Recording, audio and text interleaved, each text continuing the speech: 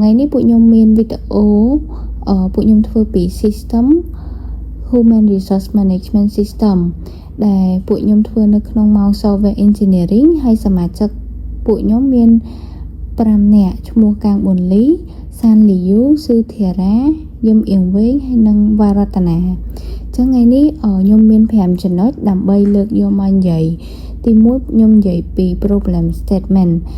ទី2ខ្ញុំនិយាយពី solution ទី3ខ្ញុំនឹងបង្ហាញពី context diagram នៅក្នុង system របស់ពួកខ្ញុំហើយនិងទី5ខ្ញុំនឹង demo system របស់ខ្ញុំចឹងពួកយើងចូលដល់ចំណុចទី1របស់យើងចំណុចបញ្ហា Human Resource Management System ដែលពួកខ្ញុំហៅកាត់ថា HRMS system នេះពួកខ្ញុំធ្វើឡើងដោយសារទី1ពួកខ្ញុំយល់ឃើញថាស្ថាប័នមួយចំនួនគឺនៅពេលដែលគាត់គ្រប់គ្រងបុគ្គលិកនៅក្នុងស្ថាប័នរបស់គាត់ហ្នឹងពេលខ្លះគាត់ប្រើជា scan ក្រយៅដៃឬក៏ scan មុខហើយសម្រាប់ system របស់គាត់ហ្នឹងគឺមានតែមុខងារនឹងមួយទេហើយចំណែកឯកន្លែងខ្លះទៀតគាត់អត់មានទាំង scan ក្រយៅដៃឬក៏ scan មុខអីទេគាត់ធ្វើជាចុះវត្តមានធម្មតាទៅដល់គាត់គ្រីវត្តមានឬក៏គាត់ធ្វើតែឯកសារអីចឹងដោយសារការធ្វើ manual របស់គាត់នឹងអាចនឹងធ្វើឲ្យទិន្នន័យរបស់គាត់នឹងវា duplicate ឬក៏វាអាចមានចន្លោះកន្លែងណាមួយឬក៏បើសិនជាกระดาษវត្តមាននឹងបាត់គាត់អាចនឹងបាត់ទិន្នន័យរបស់គាត់នៅក្នុងស្ថាប័ននឹងចឹងដោយសារបញ្ហាទាំងអស់ដែលពួកខ្ញុំមើលឃើញនឹងហើយបានពួកខ្ញុំសម្រេចចិត្តថាធ្វើ Human Resource Management System ដែលហៅកាត់ថា HRMS នេះឡើងអញ្ចឹងពួកយើងចូលទៅដល់ចំណុចទី2មកទៅដែលពួកយើងនិយាយពី solution របស់ system របស់យើងអញ្ចឹងចំពោះ solution របស់យើងដោយសារពួកយើងបានមើលឃើញការលំបាកដូចដែលខ្ញុំបាននិយាយខាងលើអញ្ចឹងបានពួកយើងបង្កើត system នេះឡើងដើម្បីជួយឲ្យការគ្រប់គ្រងធនធានមនុស្សនៅក្នុងស្ថាប័ននានាហ្នឹងឲ្យកាន់តែមានប្រសិទ្ធភាពត្រឹមត្រូវហើយងាយស្រួលក្នុងការប្រើប្រាស់ទី1 system ហ្នឹងអាចធ្វើជាទិន្នន័យកតាដែលអាចបញ្ចូលព័ត៌មានបុគ្គលិកហើយយើងអាចតាមដានពីសកម្មភាពរបស់បុគ្គលិកហើយនឹងកាត់បន្ថយការបញ្ចូលទិន្នន័យខុសដូចជាការធ្វើ manual ជាដើមហើយសម្រាប់ system របស់យើងបង្កើននូវសុវត្ថិភាពហើយនឹងការងាយស្រួលប្រើប្រាស់នៅក្នុងការចូលប្រើប្រាស់ទិន្នន័យដូចគ្នាហើយមួយទៀតសម្រាប់ system របស់យើងក៏មានជាការទាញរបាយការណ៍សម្រាប់ HR ដូចជាការគណនាប្រាក់ខែស្វ័យប្រវត្តិទៅតាមច្បាប់ក្រុមហ៊ុនដែលកំណត់មកនីមួយៗចឹងសម្រាប់ចំណុចបញ្ហាហើយនឹងដំណោះស្រាយរបស់ system របស់យើងពួកយើងដឹងហើយចឹងខ្ញុំសូមចូលទៅដល់ context diagram ដែលជាចំណុចទី3ចឹងយើងងាកមើល context diagram របស់យើងវិញចឹង context diagram របស់ពួកខ្ញុំគឺពួកខ្ញុំ design មកចេញជា4 entity ដែលទី1មានadministrator គឺអាចដើរតួជា HR បានហើយមួយទៀតយើងមាន manager payroll team ហើយនិង employee ដែលជា user ប្រើប្រាស់ចឹងខ្ញុំសូមនិយាយពី administrator មុនសម្រាប់ administrator គឺគាត់អាចទីមួយគាត់អាច check in ហើយនិង check out បានហើយគាត់អាច manage user ហ្នឹងមានន័យថាគាត់បង្កើត user នៅក្នុង system ហ្នឹងដើម្បីឲ្យ role entity នីមួយៗហ្នឹងប្រើប្រាស់ទៅតាម user ដែលគាត់ប្រើប្រាស់អាច allow ឲ្យគេខ្លះហើយadministrator ហ្នឹងក៏គាត់អាចមើល report employee ទាំងអស់ហើយនឹងមើល report របស់ system log in log out ដូចគ្នាអញ្ចឹងយើងចូលមកដល់ទី2ខ្ញុំនិយាយពី employee សម្រាប់ employee ដំបូងគឺគាត់ត្រូវមាន user check in check out ដូចគ្នាហើយ employee ទី1គឺគាត់អាច check in check out ទៅតាមទីតាំងរបស់ការងាររបស់គាត់ហើយគាត់អាច view profile របស់គាត់ឬក៏ update profile របស់គាត់នៅក្នុងហ្នឹងហើយមួយទៀតគឺគាត់អាច request OT ហើយនិង request leave ហើយសម្រាប់ការ request នេះដែរត្រូវមានការ approve ពី manager របស់គាត់ហើយនិង admin សិនបានគាត់អាច approve OT នឹងបានឬក៏ leave នឹងបានហើយមួយទៀតគឺគាត់អាចមើល record attendance របស់គាត់ដែលគាត់ check in check out រាល់ថ្ងៃហ្នឹងហើយនឹងអាចមើលទៅ schedule ដែលគាត់ត្រូវធ្វើការឬក៏ holiday គាត់អាច check នៅក្នុង system នឹងបានដូចគ្នាហើយមួយទៀតពួកយើងមាន payroll team ដែល payroll team នេះមុននឹងគាត់អាចប្រើប្រាស់បានគឺគាត់ត្រូវមាន user log in log out ដូចគ្នាហើយ payroll team នេះគឺគាត់ យក report ចេញពី employee ហើយនិង admin ដើម្បីធ្វើ generate ជា payslip ហើយនិងគណនាប្រាក់ខែទៅដល់ employee ចឹង employee គឺគាត់អាច download payslip របស់គាត់ចេញពី system នឹងដូចគ្នាចឹងសម្រាប់ system ហ្នឹងគឺយើងធ្វើលក្ខណៈជា flexible ដើម្បីឲ្យ workflow នីមួយៗហ្នឹងមានភាពតាក់ទងគ្នាដែលអាចងាយស្រួលដល់ user ប្រើប្រាស់នៅពេលដែលគាត់ប្រើ system ហ្នឹងគឺគាត់មិនចាំបាច់ទៅធ្វើ report អីផ្សេងទៀតទេគឺ report គឺមាននៅក្នុងនឹងទាំងអស់ហើយគាត់អាចមើលរបាយការណ៍ទាំងអស់ចេញពី employee ឬក៏ចេញពី entity ណាមួយដែលមាន user allow ឲ្យចឹងចុងក្រោយគេគឺ manager ចឹង manager គឺគាត់ត្រូវមាន user log in log out ដូចគ្នាចឹងសម្រាប់ role របស់ app manager គឺគាត់អាចមើល report គ្រប់ employee ទាំងអស់ហើយគាត់អាច evaluate ទៅលើ performance របស់ employee នីមួយៗដោយផ្អែកទៅលើ report ដែលគាត់បានឃើញនៅក្នុង system ហ្នឹងហើយមួយទៀត manager ក៏គាត់មានសិទ្ធិ approve ឬក៏ reject ទៅលើ OT ឬក៏ leave ដែលemployee គាត់ request មកដែរចឹងសម្រាប់ contact diagram របស់ខ្ញុំគឺមានប៉ុណ្ណឹងហើយវាគឺជា system មួយដែលគ្រប់ entity ទាំងអស់គឺ connect គ្នាជំរាបសួរលោកគ្រូនៅក្នុងវីដេអូនេះយើងនឹងបង្ហាញអំពី ER diagram នៃប្រព័ន្ធរបស់យើងទោះបីជារូប diagram ទាំងអស់នេះមើលទៅដូចជា relational database ក៏ដោយប៉ុន្តែនៅពេលដែលខ្ញុំសរសេរ code ជាក់ស្ដែងគឺខ្ញុំបានប្រើប្រាស់ទៅលើ MongoDB ដូច្នេះតារាងទាំងនេះគឺតំណាងឲ្យ collection នៅក្នុង MongoDB ដើម្បីឲ្យងាយយល់យើងនឹងបែងចែកការពន្យល់ជា4ផ្នែកសំខាន់ដែលផ្នែកទី1គឺផ្នែកគណនីនិងបុគ្គលិកតារាង HR employee នេះគឺជាចំណុចសំខាន់បំផុតមួយនៅក្នុងប្រព័ន្ធព្រោះវាផ្ទុកព័ត៌មានបុគ្គលិកដូចជាឈ្មោះតួនាទីផ្នែកព័ត៌មានផ្សេងៗទៀតចំណែកឯគណនី login យើងបានបំបែកវាទៅជា collection ផ្សេងមួយទៀតគឺ IAM ការបំបែកបែបនេះគឺស្របទៅតាមគោលការណ៍ separation of concern មានន័យថា IAM យើងទុកសម្រាប់គ្រប់គ្រងតែ login និង security ចំណែកឯ HR employee នេះគឺសម្រាប់តែផ្ទុកទិន្នន័យរបស់បុគ្គលិកតែប៉ុណ្ណោះផ្នែកទី2ប្រតិបត្តិការប្រចាំថ្ងៃអញ្ចឹងផ្នែកទី2គឺជាប្រតិបត្តិការប្រចាំថ្ងៃដែលយើងមាន HR attendant សម្រាប់កត់ត្រាម៉ោងចេញចូលរបស់បុគ្គលិកចំណែកការសុំច្បាប់និងការសុំ OT យើងបានរចនា collection ដាច់ដោយឡែកពី employee មូលហេតុដែលយើងមិន embed ទៅលើទិន្នន័យទាំងនេះចូលទៅក្នុង employee គឺដើម្បីការពារបញ្ហា unbound grow មានន័យថាបើទុកទិន្នន័យ attendant leave និង OT ចូលទៅក្នុង employee document តែមួយពេលដែលយើងប្រើប្រាស់ប្រព័ន្ធនេះយូរទៅ document អាចធំពេកហើយវាអាចលើសពីកម្រិត16មេរបស់ MongoDB បានផ្នែកទី3គឺប្រព័ន្ធប្រាក់ខែនៅក្នុងផ្នែកនេះដែរយើងមាន4 collection ដូចជា HR payroll run HR payroll HR education rule ហើយនិង HR payslip ជាដំបូង HR payroll run នេះគឺប្រើសម្រាប់បើកការគណនាប្រាក់ខែប្រចាំខែឧទាហរណ៍ថាបើ admin គាត់ចង់គណនាប្រាក់ខែសម្រាប់ខែមេសាគាត់នឹងបង្កើត payroll run មួយវាជួយឲ្យយើងដឹងថា payroll នេះគឺប្រើសម្រាប់ខែណាអ្នក generate ហើយនឹង status របស់វាដល់ណារីឯ HR payroll នេះគឺប្រើសម្រាប់គណនាប្រាក់ខែរបស់បុគ្គលិកម្នាក់វាមានព័ត៌មានដូចជា allowance education bonus net salary pay date និង employee ID ចំណែកឯ HR education rule នេះគឺប្រើសម្រាប់ global configuration សម្រាប់កំណត់ការកាត់ប្រាក់ដូចជាការអវត្តមានការមកយឺតឬការកាត់ផ្សេង back end របស់យើងនឹងយកច្បាប់ទាំងអស់នេះយកមកគណនាប្រាក់ខែដែលជាចុងក្រោយវាចេញជា HR payslip ដែលវាជា final result ឬវិក័យប័ត្រប្រាក់ខែសម្រាប់បុគ្គលិកវាបង្ហាញថាបុគ្គលិកបានប្រាក់ខែប៉ុន្មានមាន OT ប៉ុន្មានត្រូវបានកាត់ប៉ុន្មាននិង net salary សល់ប៉ុន្មាន flow របស់វាហ្នឹងគឺដំបូង admin គាត់ចុចបង្កើត payroll run នេះមួយបន្ទាប់មក system នឹងយក HR payroll នេះទៅគណនាជាមួយនឹងច្បាប់ HR education rule នៅពេលដែល admin គាត់ confirm ហើយវានឹងចេញជា final result គឺ HR payslip នេះអញ្ចឹងផ្នែកទី4គឺ security និង notification ផ្នែកនេះដែរគឺយើងមានដូចជា collection HR audit log password reset refresh token និង notification កន្លែង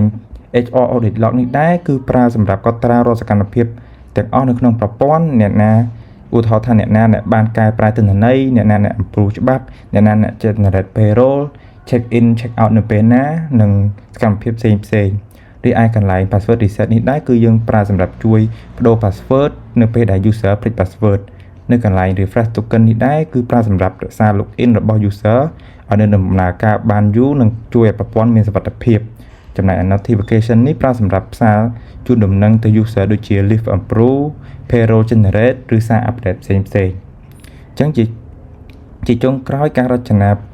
collection ទាំងអស់នេះគឺយើងជួយឲ្យប្រព័ន្ធ HR របស់យើងងាយស្រួលគ្រប់គ្រងងាយស្រួលថែទាំអញ្ចឹងយើងចូលមក demo system របស់យើងដែលដំបូងយើងមាន default role មួយគឺ HR admin នៅពេលដែលយើងចូលមកយើងនឹងឃើញកន្លែងនេះគឺសម្រាប់គ្រប់គ្រងបុគ្គលិកកន្លែងនេះគឺសម្រាប់គ្រប់គ្រងអវត្តមានកន្លែងនេះការគ្រប់គ្រងទៅលើការបន្ថែមមកកន្លែងនេះគឺការគ្រប់គ្រងទៅលើការសុំច្បាប់កន្លែងកណនីប្រាក់ខែនិង configuration នៅកន្លែង configuration នេះដែរយើងចាប់ផ្ដើមបង្កើតម៉ោងធ្វើការឲ្យបុគ្គលិករបស់យើងដោយគាត់ធ្វើការពីម៉ោង12ថ្ងៃរហូតដល់ម៉ោង10យប់ឧទាហរណ៍ថាគាត់ធ្វើការម៉ោង12ថ្ងៃរហូតដល់ម៉ោង10យប់អញ្ចឹងគាត់ធ្វើការពីថ្ងៃច័ន្ទគៀពុធពហុសុក្រអញ្ចឹងគាត់ធ្វើការ5ថ្ងៃក្នុងមួយអាទិត្យនៅពេលដែលយើងបង្កើតម៉ោងធ្វើការគាត់ហើយយើងចាប់ផ្ដើមដាក់កន្លែងធ្វើការងារឲ្យគាត់អញ្ចឹងកន្លែងនេះយើងចង់ដាក់ក៏បានអត់ដាក់ក៏បានដែរបើយើងចង់គ្រប់គ្រង location កន្លែងដែលគាត់ធ្វើការហ្នឹងអញ្ចឹងឧទាហរណ៍ថាយើងមាន location មួយគាត់ធ្វើការនៅEon 2អញ្ចឹងយើងដាក់នៅកន្លែង Eon 2ហើយប្រវែងយើងអាចដាក់ប្រវែងបានគាត់ថាពី300ម៉ែត្រនៅជុំវិញហ្នឹងអញ្ចឹងនៅពេលដែលយើងដាក់ហើយយើងបំពេញឈ្មោះ Eon Office នៅពេលដែលយើងបង្កើតហើយយើងអាចបង្កើតបុគ្គលិករបស់យើងបានអញ្ចឹងឧទាហរណ៍ថាយើងបង្កើតបុគ្គលិកមួយ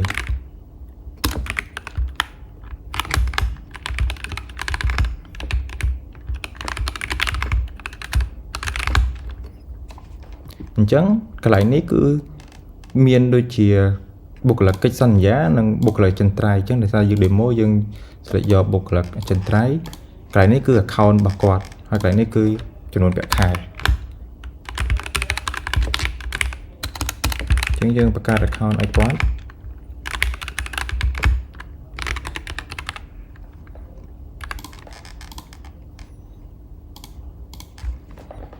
ទៅពេលដែលយើងបង្កើត account របស់គាត់ហើយយើងចាប់ផ្ដើម assign schedule ឲ្យគាត់ដូចជាកន្លែង office ហើយនិង Eon office នៅពេលដែលយើង assign ឲ្យគាត់ហើយយើងអាចចូលទៅ account គាត់ដើម្បីតេស្ត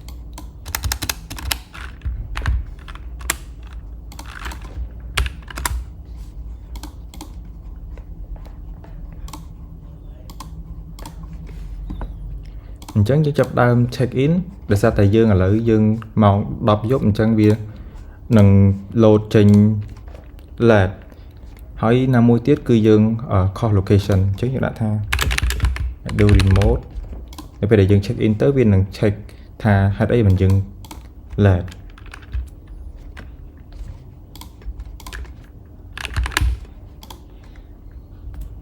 ចឹងនៅពេលដែលយើង check in ហើយយើងអាចចូលមើលកន្លែង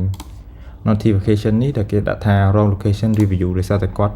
ធ្វើការខុស location អញ្ចឹងយើងអាចមើលបានថាគាត់ខុស location នៅកន្លែងណាហើយយើងអាច approve គាត់បាន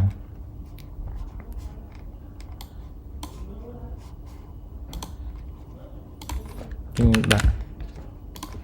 អូខេចឹងចុះហើយនឹងឃើញកន្លែងនេះ location ដែលគាត់បាន check in បន្ទាប់មកយើងចូលមើលកន្លែង employee របស់យើងវិញយើងនឹងដាក់ថា wrong location បាន approve អញ្ចឹងយើងចាប់ដើម check out អញ្ចឹងដោយសារតែម៉ោងធ្វើការម៉ោង10ឥឡូវយើងចេញមុន6នាទីវានឹងធ្វើការ reason អញ្ចឹងយើងដាក់ថាចេញអញ្ចឹងទៅយើងនឹងឃើញការសុំគាត់សុំចេញមុនម៉ោងអញ្ចឹងអាកន្លែងការគ្រប់គ្រងទៅលើ attendant ទៅលើ OT ហ្នឹងយើង អាចដាក់ឲ្យ role ផ្សេងជាអ្នកគ្រប់គ្រងបានឧទាហរណ៍ថាយើងអាច assign ឲ្យ manager មួយនេះជាអ្នកគ្រប់គ្រងទៅលើ attendant OT និង leave request ផ្សេងៗអញ្ចឹង manager ហ្នឹងគាត់អាចមានសិទ្ធិទៅគ្រប់គ្រងទៅលើ attendant ទៅលើ OT និង leave request បានហើយអញ្ចឹងឧទាហរណ៍ថាយើងចូលកន្លែង role មួយនេះចុះ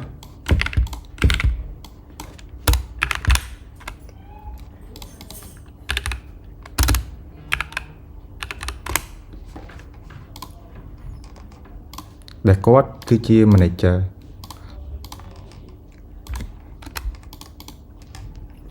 អញ្ចឹងដោយសារតែយើងបាន assign ឲ្យគាត់ហើយយើងនឹងអាចឃើញនៅ attendant ផ្សេងៗ leave request ផ្សេងៗដែលយើងអាច approve គាត់បានអញ្ចឹងឧទាហរណ៍ថាបើយើងអត់បាន assign manager ទៅឲ្យគាត់ទេអញ្ចឹងសម្រាប់ចំពោះ manager នេះនឹងអត់បានឃើញកន្លែង approve អីផ្សេងៗទេអញ្ចឹងយើងចាប់ដើម assign ឲ្យវិញមកអញ្ចឹងយើងនឹងឃើញកន្លែង leave early leave នេះអញ្ចឹងយើង approve មក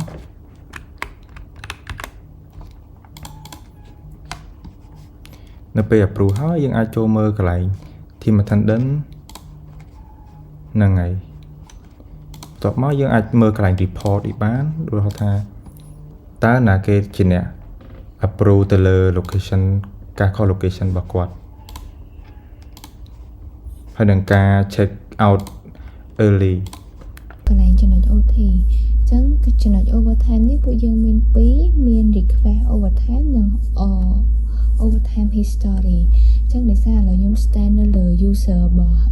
employee ខ្ញុំអាច request overtime ទៅ admin បាន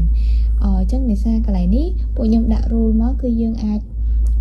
request overtime ហ្នឹងនៅលើថ្ងៃធ្វើការធម្មតាក៏យើង request បានដូចគ្នាប៉ុន្តែយើងត្រូវ request មុន3ម៉ោងតែបើសិនជាមួយទៀតយើងចង់ request ទៅលើថ្ងៃដែលយើង holiday ឬក៏ថ្ងៃបុណ្យដែលយើងឈប់យើងអាច request មុនមួយថ្ងៃអញ្ចឹងដោយសារ user នេះគឺខ្ញុំ set មកគាត់ធ្វើការពីថ្ងៃច័ន្ទដល់ថ្ងៃសុក្រអញ្ចឹងខ្ញុំនឹងសាកតែ request នៅថ្ងៃសៅរ៍ដែលជាថ្ងៃដែលគាត់ holiday អញ្ចឹងខ្ញុំ user នេះគឺគាត់ធ្វើការពីម៉ោង8ដល់ម៉ោងពីម៉ោង8:00ដល់ម៉ោង5 កន្លះអញ្ចឹងខ្ញុំដាក់ម៉ោងដែលគាត់ធ្វើម៉ោង7:30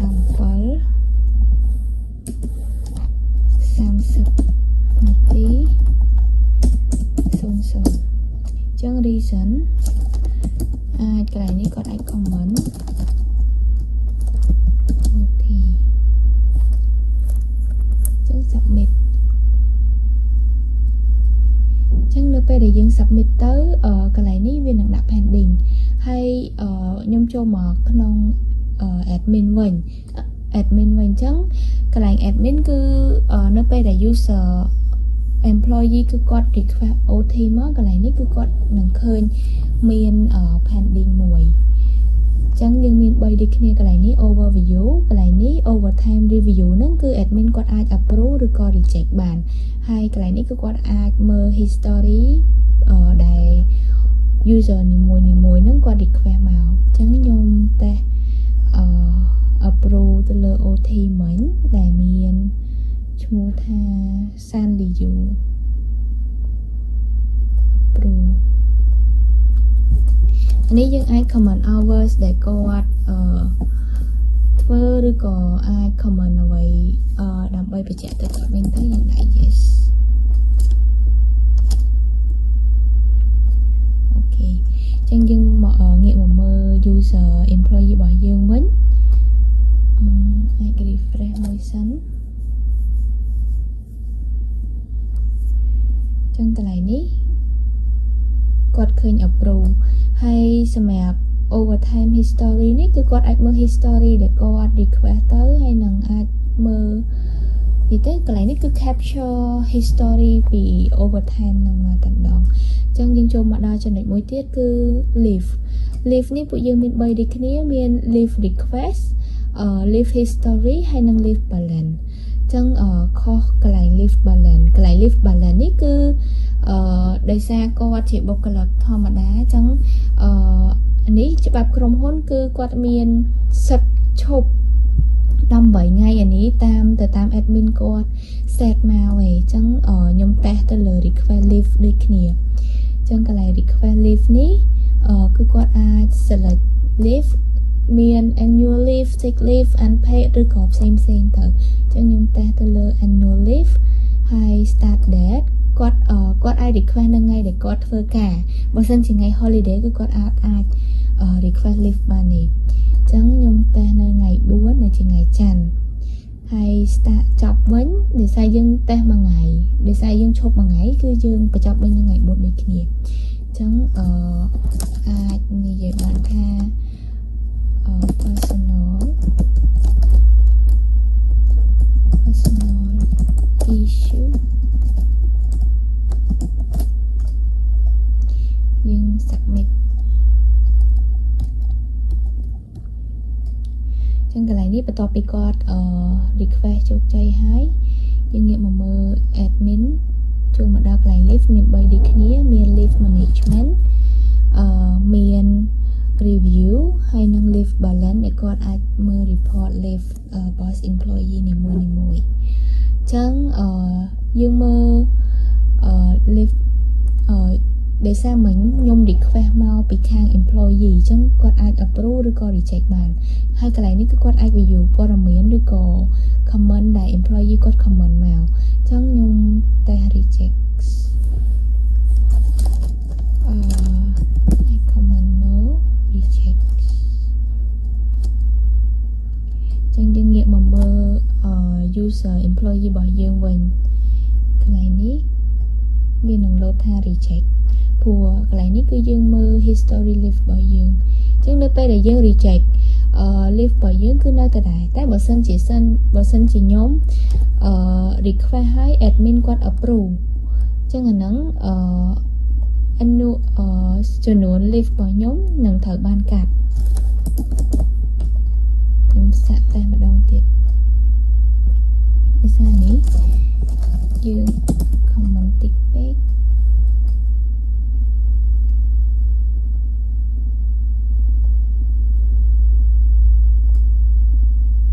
ចឹងនេះគឺខ្ញុំ request មក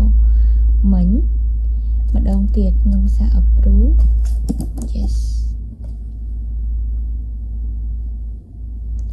ចឹងយើងចូលមកដល់កន្លែង